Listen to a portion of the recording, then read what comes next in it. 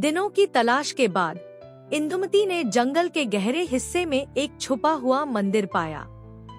वहां एक प्राचीन वेदी के सामने उसने अपने पिता को देखा, लेकिन वह अब वही आदमी नहीं थे जिसे वह जानती थी। वह एक अदृश्य प्राणी बन चुका था जो शाप के बंधन में था। इंदुमती ने प्रेम और साहस की ताकत से जर्नल में दिए गए एक प्राचीन अनुष्ठान का पालन किया। जैसे ही उसने अंतिम मंत्र पढ़ा, पूरा जंगल कांप उठा और उसके पिता का रूप रोशनी में बदलने लगा, जिससे वह शाप से मुक्त हो गए। शाप के टूटने के साथ गांव फिर से शांत हो गया।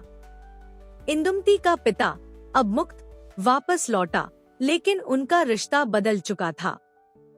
दोनों को यह समझ आ गया था कि कुछ रहस्य ऐसे होते हैं जिन्हें छिपा रखा जाना चाहिए, और कुछ कहानियां ऐसी होती हैं जिन्हें अनकहा छोड़ दिया जाता है। अपने पिता के गायब होने से पहले उन्होंने एक छुपी हुई चेतावनी छोड़ दी थी। फर्श की लकड़ी की पट्टी के नीचे एक पुराना लकड़ी का बक्सा। अंदर एक रहस्यमय पत्र था जिसमें लिखा था कि शाप फिर से लौट सकता है और अगला शिकार कोई अप्रत्याशित व्यक्ति होगा।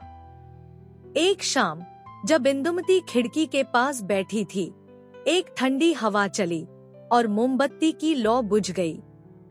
आकाश अप्राकृतिक रूप से अंधेरे से घिर गया और उसे एक अजीब सा एहसास हुआ। उसके पिता ने चेतावनी दी थी कि शाप वापस आ सकता है। क्या अब उसकी बारी थी?